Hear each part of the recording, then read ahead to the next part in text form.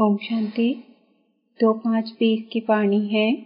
मीठे बच्चे, अभी तुम संगम पर हो। तुम्हें पुरानी दुनिया से नाता तोड़ देना है, क्योंकि यह पुरानी दुनिया अब खत्म होनी है। प्रश्न: संगम की कौन सी विशेषता सारे कल्प से न्यारी है? उत्तर: संगम की ही विशेषता है। पढ़ते यहाँ हो, प्रारब्ध भविष्य में पाते हो। सारे कल्प में ऐसी पढ़ाई नहीं पढ़ाई जाती जिसकी प्रारब्ध दूसरे जन्म में मिले। अभी तुम बच्चे मृत्युलोक में पढ़ रहे हो, अमरलोक के लिए, और कोई दूसरे जन्म के लिए पढ़ता नहीं। गीत है: दूर देश का रहने वाला आया देश पर आए। ओम शांति। दूर देश का रहने वाला कौन? यह तो कोई भी जानते नहीं। क्या उनको अपना देश नहीं है? जो पराये देश में आए हैं वह अपने देश में नहीं आते हैं। यह रावण राज्य पराया देश है ना? क्या शिव बाबा अपने देश में नहीं आते हैं? अच्छा, रावण का परदेश कौन सा है और देश कौन सा है? शिव बाबा का अपना देश कौन सा है? पराया देश कौन सा है? फिर पाप आते हैं पराये देश में, तो उनका देश कौन सा है? अपने देश की स्थापना करने आते हैं, लेकिन क्या वह अपने देश में खुद आते हैं? अच्छा, इस पर सब विचार सागर मंथन करना, यह बहुत समझने की बात है। रावण का पराया देश बताना बहुत सहज है। राम राज्य में कभी रावण आता नहीं।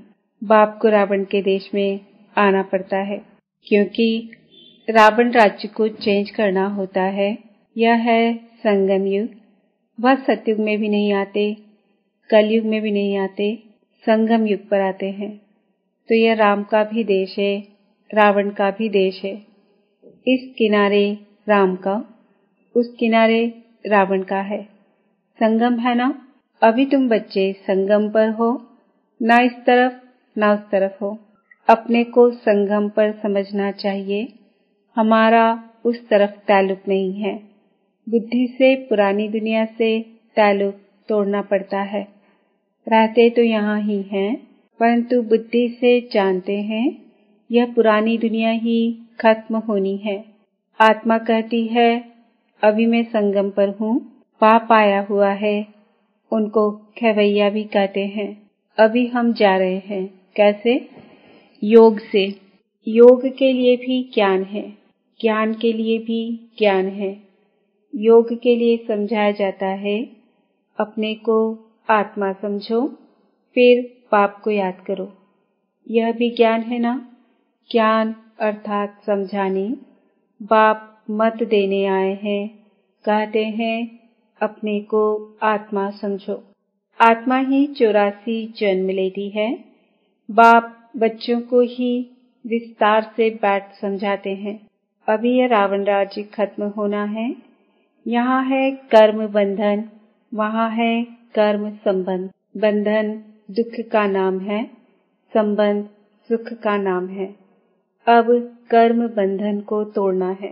बुद्धि में है, हम इस समय ब्राह्मण संबंध में हैं, फिर दैवी संबंध में जाएंगे। ब्राह्मण संबंध का यह एक ही जन्म है, फिर 8 और 12 जन्म देवी संबंध में होंगे। यह ज्ञान बुद्धि में है, इसलिए कलयुगी छी कर्म बंधन से जैसे ग्लानि करते हैं। इस दुनिया के कर्म बंधन में अभी रहना नहीं है। बुद्धि मिलती है।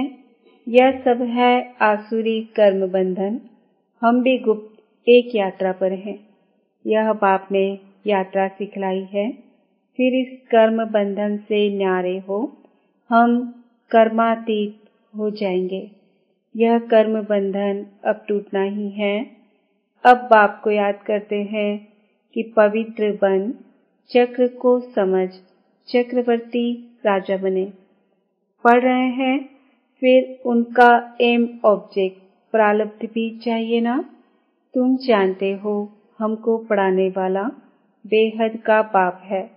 बेहद के बाप ने हमको 5000 वर्ष पहले पढ़ाया था। यह ड्रामा है ना, जिनको कल्प पहले पढ़ाया था उनको ही पढ़ाएंगे। आते रहेंगे, वृद्धि को पाते रहेंगे। सब तो सत्युग में नहीं आएंगे, बाकी सब जाएंगे वापस घर। इस पार है नर्क, उस पार है स्वर्ग। उस पढ़ाई में तो समझते हैं, हम यहाँ पढ़ते हैं, फिर प्रारब्ध भी यहाँ पाएंगे। यहाँ हम पढ़ते हैं संगम युग पर। इनकी प्रारब्ध हमको नई दुनिया में मिलेगी। यह है नई बात। दुनिया में ऐसे कोई नहीं कहेंगे कि तुमको इसकी प्रारब्ध दूसरे जन्म में मिलेगी। इस जन्म में अगले जन्मों की प्रारब्ध पाना यह सिर्फ इस संगम युग पर ही होता है। बाप भी आते ही संगम युग पर हैं। तुम पढ़ते हो पुरुषोत्तम बनने के लिए। एक ही बार भगवान ज्ञान सागर आकर पढ़ाते हैं नई दुनिया अमरपुरी के लिए। यह तो है कलयुग मृत्युलोक। हम पढ़ते हैं सतयुग के लिए, नरकवासी से स्वर्गवासी होने के लिए। यह है पराया देश, वह है अपना देश। उस अपने देश में बाप को आने की दरकार नहीं है। वह देश बच्चों के लिए ही है। वहाँ सतयुग में रावण का आना नहीं होता है। रावण गुम हो जाता है, फिर आएगा द्वापर में तो बाप भी गुम हो जाता है। सतयुग में कोई भी उनको जानते नहीं, तो याद भी क्यों करेंगे। सुख की प्रारब्ध पूरी होती है तो फिर रावण राज्य शुरू होता है। इनको पराया देश कहा जाता है।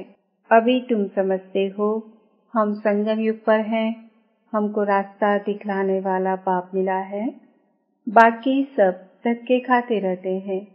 जो बहुत थके हुए होंगे, जिन्होंने कल्प पहले रास्ता लिया होगा, वह आते रहेंगे। तुम पंडे सबको रास्ता बताते हो। यह है रूहानी यात्रा का रास्ता। सीधा चले जाएंगे सुखधाम। तुम पंडे पांडव संप्रदाय हो। पांडव राज्य नहीं कहेंगे। राज्य न पांडवों को न कौरवों को है। दोनों को ताज नहीं है। भक्ति मार्ग में दोनों को ताज दे दिया है। अगर दे भी तो कौरवों को लाइट का ताज नहीं देंगे। पांडवों को भी लाइट नहीं दे सकते, क्योंकि पुरुषार्थी हैं। चलते चलते गिर पड़ते हैं, तब किसको देवें। इसलिए सब निशानी विष्णु को दी है, क्योंकि वह पवित्र है। सतयुग में सब पवित्र संपूर्ण निर्विकारी होते हैं। पवित्रता की लाइट का ताज है। इस समय तो कोई पवित्र नहीं है। सन्यासी लोग कहलाते हैं कि हम पवित्र हैं, परंतु दुनिया तो पवित्र नहीं है ना। जन्म फिर भी विकारी दुनिया में ही लेते हैं। यह है रावण की पतितपुरी। पावन राज्य सतयुग नई दुनिया को कहा जाता है। अब तुम बच्चों को बाप बागवान कांटों से फूल बनाते हैं। वह पतित पावन भी है, खिवैया भी है, बागवान भी है। बागवान आए हैं कांटों के जंगल में। तुम्हारा कमांडर तो एक ही है। यादवों का कमांडर जीव शंकर को कहें, यूं तो वह कोई विनाश कराते नहीं है। जब समय होता है तो लड़ाई लगती है। कहते हैं शंकर की प्रेरणा से मूसल आदि बनते हैं। यह सब कहानियां बैठ बनाई हैं। पुरानी दुनिया खत्म तो जरूर होनी है। मकान पुराना होता है तो गिर पड़ता है। मनुष्य मर जाते हैं। यह भी पुरानी दुनिया खत्म होनी है। यह सब दबकर मर जाएंगे। कोई डूब मरेंगे, कोई शॉक में मरेंगे। बॉम्ब आदि की जहरीली वायु भी मार डालेगी। बच्चों की बुद्धि में है कि अभी विनाश होना ही है। हम उस पार जा रहे हैं। कलयुग पूरा हो, सतयुग की स्थापना जरूर होनी है। फिर आधा कल्प लड़ाई होती ही नहीं। अभी बाप आए हैं पुरुषार्थ कराने। यह लास्ट चांस है। देरी की तो फिर अचानक ही मर जाएंगे। मौत सामने खड़ा है। अचानक बैठे बैठे मनुष्य मर जाते हैं। मरने के पहले तो याद की यात्रा करो। अभी तुम बच्चों को घर जाना है, इसलिए बाप कहते हैं बच्चे घर को याद करो, इससे अंतमति सो गति हो जाएगी, घर चले जाएंगे।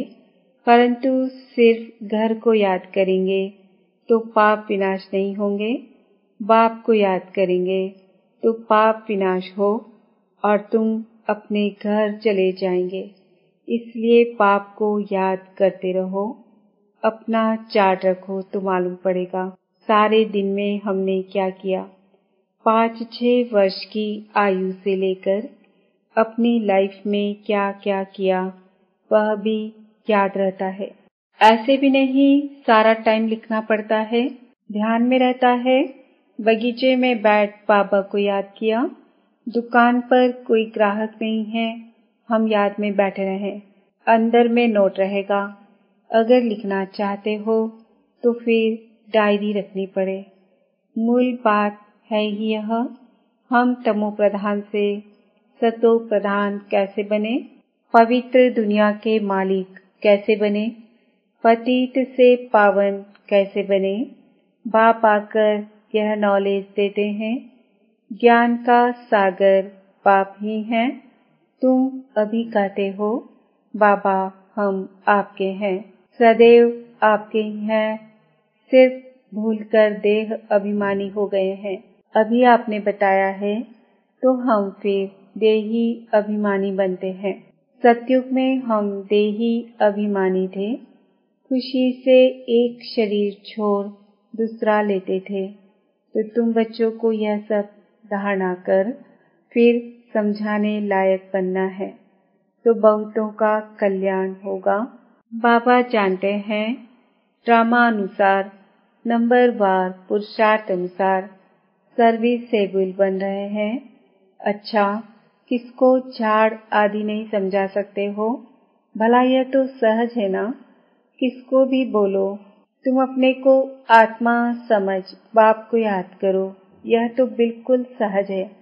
यह बाप ही कहते हैं मुझे याद करो तो विकर्म विनाश होंगे और कोई मनुष्य कह ना सके सिवाय तुम ब्राह्मणों के, और कोई न आत्मा को न परमात्मा बाप को जानते हैं।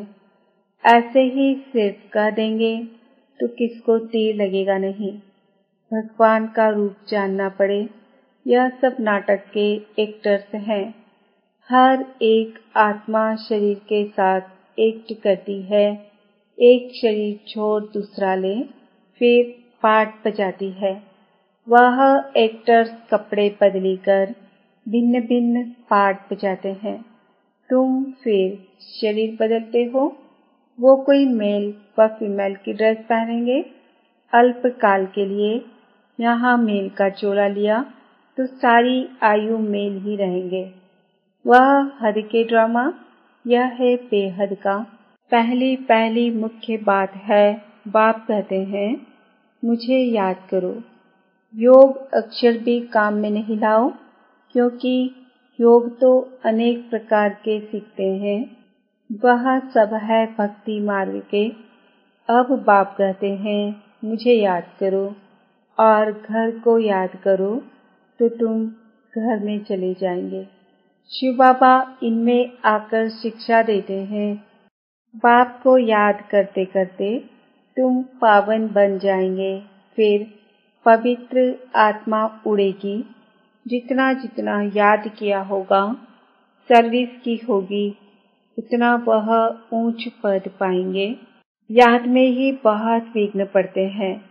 पावन नहीं बनेंगे तो फिर धर्मराजपुरी में सजाएं भी खानी पड़ेगी, इज्जत भी जाएगी, पद भी भ्रष्ट होगा।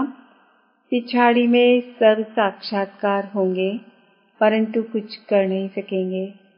साक्षात्कार कराएंगे, तुमको इतना समझाया फिर भी याद नहीं किया, पाप रह गए। अब खाओ सजा। उस समय पढ़ाई का टाइम नहीं रहता, अफसोस करेंगे हमने क्या किया, ना है टाइम गवाया। परंतु सजा तो खानी पड़े, कुछ हो थोड़े ही सकेगा। नापास हुए तो हुए, फिर पढ़ने की बात नहीं। उस पढ़ाई में तो नापास हो फिर पढ़ते हैं, यह तो पढ़ाई ही पूरी हो जाएगी। अंत समय में पश्चाताप ना करना पड़े, उसके लिए बाप राय देते हैं, बच्चे अच्छी रीति पढ़ लो, झारमुई झुगमुई में अपना टाइम वेस्ट मत करो, नहीं तो बहुत पछताना पड़ेगा। माया बहुत उल्टे काम करा देती है। चोरी कभी नहीं की होगी, वह भी कराएगी, पीछे स्मृति में आएगी। रॉन्ग है, यह चीज उठाऊं तो रॉन्ग होगा, नहीं उठाएंगे तो राइट होगा। अब क्या करना है? पवित्र रहना तो अच्छा है ना। संग में आकर लूज नहीं होना चाहिए। हम भाई बहन हैं, फिर नाम रूप में क्यों फंसे? देह अभिमान में नहीं आना है। पवित्र रहना तो अच्छा है ना। संग में आकर लूज नहीं होना चाहिए। हम भाई बहन हैं, फिर नाम रूप में क्यों फंसे? देह अभिमान में नहीं आना है। परंतु माया बड़ी जबरदस्त है। माया रॉन्ग काम कराने के संकल्प लाती है। बाप कहते हैं तुमको रॉन्ग काम नहीं करना है। लड़ाई चलती है, फिर गिर पड़ते हैं, फिर राइट बुद्धि आती ही नहीं। हमको राइट काम करना है, अंधों की लाठी बनना है। अच्छे से अच्छा काम है यह। शरीर निर्वाह के लिए समय तो है, रात को नींद भी करनी है। आत्मा थक जाती है तो फिर सो जाती है, शरीर भी सो जाता है, तो शरीर निर्वाह के लिए, आराम करने के लिए टाइम तो है। बाकी समय मेरी सर्विस में लग जाओ। याद का चार्ट रखो। लिखते भी हैं, फिर चलते चलते फेल हो जाते हैं। बाप को याद नहीं करते, सर्विस नहीं करते तो रॉन्ग काम हो जाता है। सर्विस नहीं करते तो रॉन्ग काम होता रहता है। अच्छा, मीठे मीठे सिक्किल दे बच्चों प्रति माता पिता बाप दादा का याद प्यार और गुड मॉर्निंग। रूहानी बाप की रूहानी बच्चों को नमस्ते। हम रूहानी बच्चों की रूहानी बाप दादा को याद प्यार गुड मॉर्निंग, नमस्ते, ओम शांति। धारणा के लिए मुख्य सार: झरमई छुगमई में अपना टाइम वेस्ट नहीं करना है। माया कोई भी उल्टा काम न कराए, यह ध्यान रखना है। संग दोष में आकर कभी लूज नहीं होना है। देह अभिमान में आकर किसी के नाम रूप में नहीं फंसना है। घर की याद के साथ साथ बाप को भी याद करना है। याद के चार्ट की डायरी बनानी है, नोट करना है हमने सारे दिन में क्या क्या किया, कितना समय बाप की याद में रहे। वरदान: उदार चित्त की विशेषता द्वारा स्व और सर्व का उद्धार करने वाले आधार और उद्धार मूर्त भव। उदार चित्त अर्थात सदा हर कार्य में फ्रॉक दिल, बड़ी दिल वाले, अपने गुण से दूसरे को गुणवान बनाने में सहयोगी बनना, शक्ति व विशेषता बढ़ने में सहयोगी बनना, अर्थात महादानी फ्रॉक दिल बनना ही उदारचित आत्मा की विशेषता है। ऐसी विशेषता संपन्न आत्माएं ही आधार और उद्धार मूर्त बनने में सफलता का वरदान प्राप्त करती है, क्योंकि सेवा के आधार स्वरूप बनना अर्थात स्व और सर्व के उद्धार के निमित्त बन जाना। स्लोगन: आप और बाप दोनों ऐसा कंबाइन रहो जो तीसरा कोई अलग कर ना सके। आज का सुमान है: मैं आत्मा, आधार और उद्धार मूर्त हूँ।